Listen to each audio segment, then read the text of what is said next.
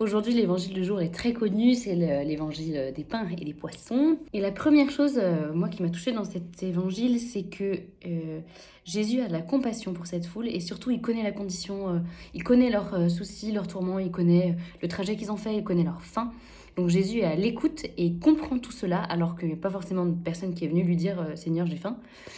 Et la deuxième chose qui m'a particulièrement touchée, c'est que les apôtres confient ce sujet à Jésus.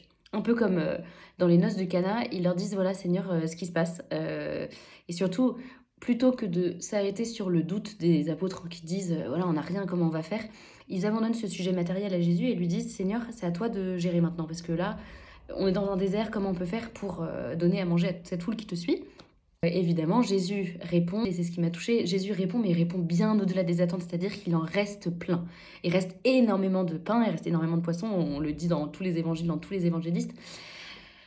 Il reste beaucoup, et quand le Seigneur s'occupe d'un sujet matériel, il donne bien plus que ce qui est espéré.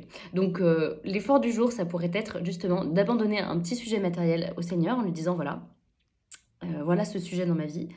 Maintenant, je te l'abandonne et c'est toi qui gères et c'est toi et je sais que tu vas me répondre bien au-delà de ma demande.